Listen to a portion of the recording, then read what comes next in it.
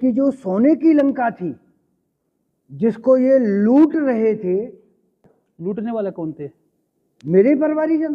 Coach सोच समझ। बिल्कुल। अब जैसा तुमने किया वैसा भोगना पड़ेगा। कुंजी बिहारी को जब बांके बिहारी बना दिया तो वो बांका हो गया। जो मेरा परिवार है, जिसने अपने आप को स्वयं को रावण घोषित कर लिया। ठाकुर जी का कौन मालिक है? एक नौछावर वो सेवायत की होगी और एक भेंट वो समिति के पास जाएगी। तो जब जैसे पैसा बढ़ा तो उस भेंट की लूट होने लगी। मैं वृंदावन के बाहर रहा जी गुल्लक में आज जी 40% पैसा जा रहा है, समझे कि नहीं? 60% आप जैसे ही गेट से घुसेंगे जी वहीं से चालू हो जाते हैं। भोग लगाना है?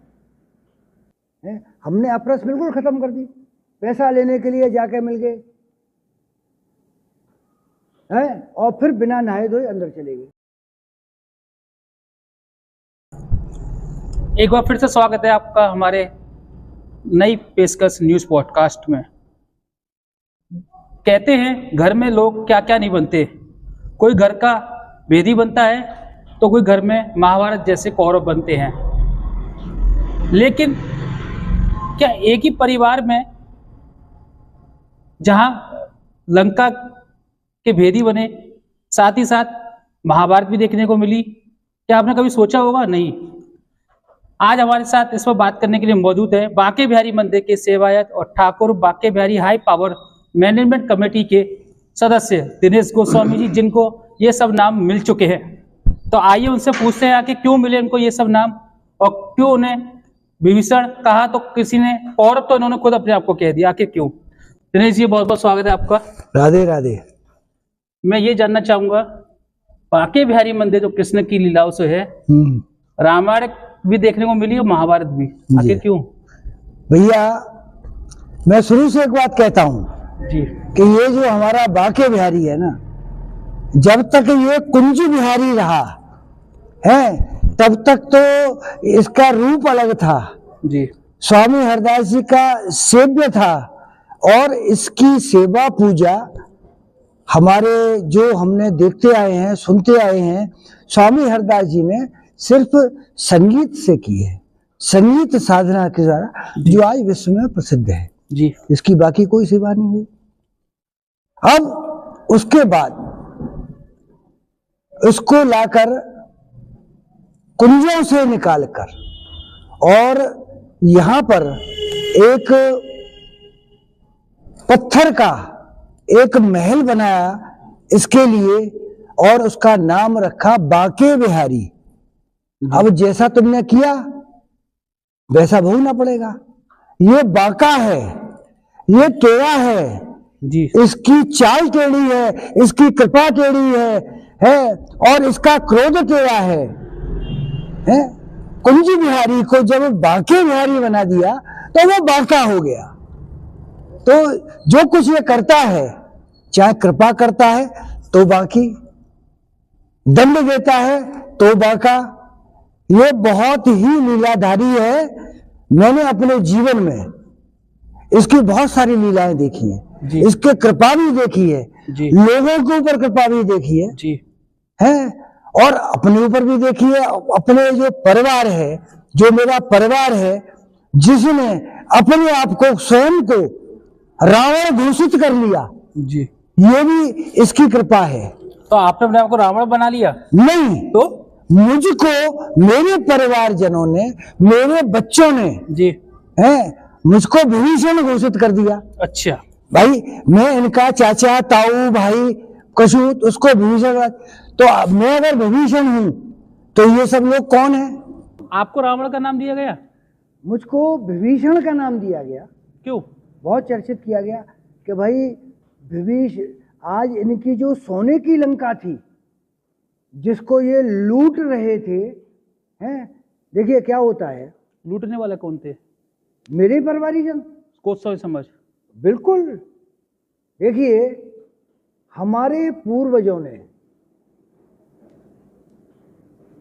ठाकुर जी के लिए हर व्यवस्थाएं की। जी और आगे जब विवाद हुए, पहले यहाँ पर पंचायत थी, पंचायत में विवाद हुए तो कोर्ट गए। जी कोर्ट जाके 1939 में गोस्वामी फुंदीलाल और राजभोग के एक सेवाधिकारी, नाम मेरे को अच्छी तरह याद नहीं आ रहा है जी कोई बात नहीं।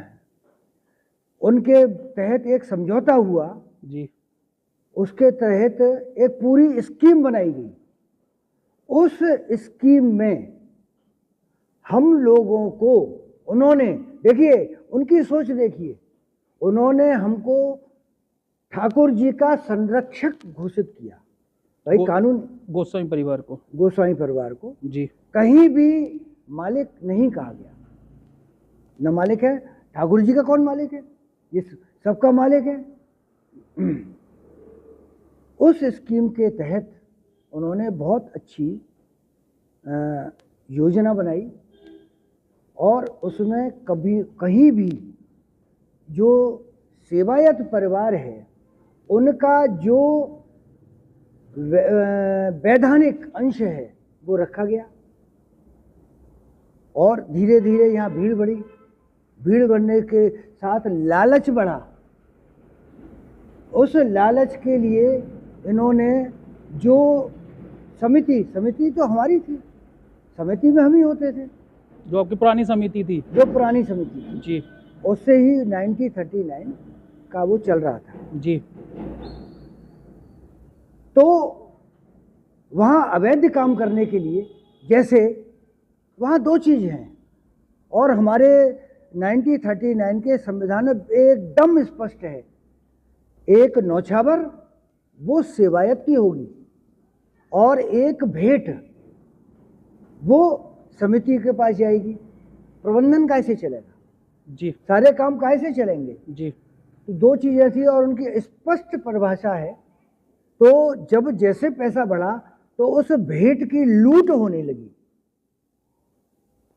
और उस लूट को जारी कर रखने के लिए है, क्योंकि वो समिति का था, तो समिति अगर रहेगी जी तो वो टोकेगी, बिल्कुल, वो उस पर नियंत्रण करेगी, बिल्कुल, उसको बार बार मार दिया गया। जी और देखिए हमारे पूर्वजों ने एक बहुत अच्छा अक्षर लिखा था, उसमें वर्ड डाला है, और वो इसलिए डाला कि इनमें आपस में सौहार्द बना रहे, एक दूसरे से जुड़े रहें। जी तो इलेक्शन के बाद उन्होंने दिया 4 निर्वाचित सदस्य होंगे, हैं 3 बाहर के लोग होंगे, जी हैं भाई पब्लिक का पैसा आ रहा है तो उसके देखभाल के लिए पब्लिक के आने 3 पब्लिक के होंगे और ये चारों लोग आपसी सहमति से 3 सदस्यों को चुनेंगे। जी और अगर नहीं चुन पाए तो उसका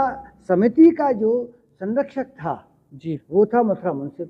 उस समय मथुरा में सबसे बड़ी इकाई थी, जी जो आज शायद जुडिशियल में सबसे नीची इकाई है। जी तो उसको होता तो पहले यही, और जब ये 4 और 3 7 की कमेटी चुन जाएगी तब वो एक अध्यक्ष चुनेंगे, चारों एक साथ बैठकर। ये शब्द इसलिए डाला गया था आपसी सौहार्द के लिए, कोई अपनी मनमानी नहीं करे। अब उसका उल्टा फायदा उठाया गया, कितनी बार कमेटियों को भंग किया गया। उसमें से एक जब भैया तुम्हें राजभोग में 30 40 50 जितने भी रहे हों और सैन भोग में 260 लगे हुए हैं, उनमें से आपने 100 में बहुमत से आपको जिताया है और आपने अपने स्वार्थ के लिए क्या किया, तुरंत इस्तीफा दे दिया, क्योंकि उस पर स्टे आ जाए, स्टे आ जाएगा तो कमेटी चलेगी नहीं। बार बार हुआ। अब आ जाइए 2016, देखिए 2016 तक मैं वृंदावन के बाहर रहा जी मैं कभी इस चीज़ में नहीं रहा, आज भी नहीं। जी आज मैं रह रहा हूँ फिर भी मैं अपने घर पे रहता हूँ, लोग आते हैं मेरे माध्यम से दर्शन भी करते हैं जी और मेरे माध्यम से पोशाकें भी चढ़ती हैं। जी तो मेरी जो चीज़ है वो पुरातन है, पुरातन ही मानता हूँ, उसमें कुछ नहीं मिलता है। जी पहले 10-11 रुपए दे जाते थे, जी अब 500 रुपए दे जाते हैं। अब आज 500 रुपए की क्या वैल्यू है? कोई वैल्यू नहीं है। तो हम उनको जो हमारे बेमतलब के हैं, इत्र सेवा,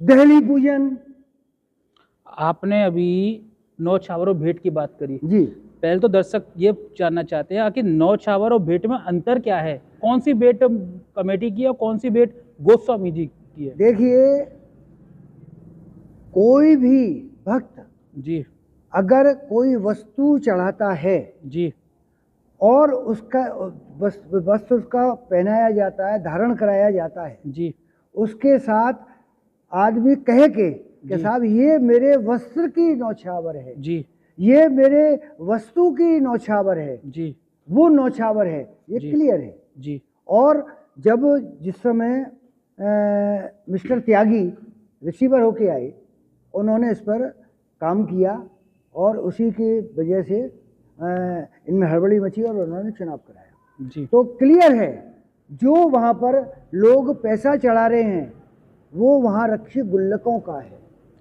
यानी कि आप ये कहना चाह रहे हैं जो गोस्वामी के पास श्रद्धालु लेकर आ रहा है, जो भोग प्रसाद चढ़ाना चाह रहा है या पोशाक हो, वो नौछावर है, और जो अलग से दर्शन करके जो चढ़ा रहा है भेंट, वो भेंट है। नहीं नहीं नहीं, ये कंफ्यूजन है। जी कोई वस्तु लाया, वस्त्र लाया, जी पहले क्या होता था, वो नहीं लाते थे, छोटी छोटी चीजें लाते थे, पोशाक लाते थे। जी। महाराज जी ये हमारी पोशाक, और ये पोशाक पहनाने की नौछावर, वो नौछावर होती वो गोस्वामी जी की होती है। होती थी। और जो आम पब्लिक आ रहा है, जी जो रुपया चढ़ा रहा है, वो मंदिर कमेटी का है। कमेटी का था, वो गुल्लक का था। लेकिन अब जो आज के समय में वीआईपी कटघरे के अंदर श्रद्धालु आते हैं, वहाँ एक कलसा भी रखा होता है, कुछ पैसे मुझे लगता है बिहारी जी के चरणों में जाते हैं, सेवा जो भी होती है, और कुछ गुल्लक में, और शायद वो गुल्लक से मतलब कलसे में, मेरा कलसे की बात कर रहा हूँ, गुल्लक में शायद ही जाती होगी। देखिए, गुल्लक में आज जी 40% पैसा जा रहा है, समझे कि नहीं? 60% आप जैसे ही गेट से घुसेंगे जी वहीं से चालू हो जाते हैं। भोग लगाना है, हैं? प्रसाद चढ़ाने आए, जी और वहाँ पर बहुत सारी पब्लिक कहती है, वो बताती है, वो जानती है। मुझे अपने साथ कहना, उन्हीं सब चीज़ों को देखकर मैंने इस चीज़ का मना किया। जी क्यों? मैं आज समाज में एक वरिष्ठता हुई। जी अब जो शयन भोग है उसमें शायद मेरे से कुछ बड़े हैं, पर उस श्रृंखला में मैं भी आता हूँ। जी और मैं आपको बता दे रहा हूँ, वो बेशक चुप हैं, पर वो आज भी उन चीजों का पालन करते हैं, अपरस का पालन करते हैं। हमने अपरस बिल्कुल खत्म कर दी, पैसा लेने के लिए जाके मिल गए हैं, और फिर बिना नहाए धोए अंदर चले गए। आप जो बात कर रहे हैं कि मंदिर के अंदर घुसते ही गोस्वामी लोग शुरू हो जाते हैं भोग लगाने के लिए, तो क्या ये मंदिर में पहले से ही विद्यमान थे? गोस्वामी कहते हैं ये तो हमारी बैठक ही है, हमारी गद्दी है। भैया, कोई बैठक या कोई गद्दी नहीं थी।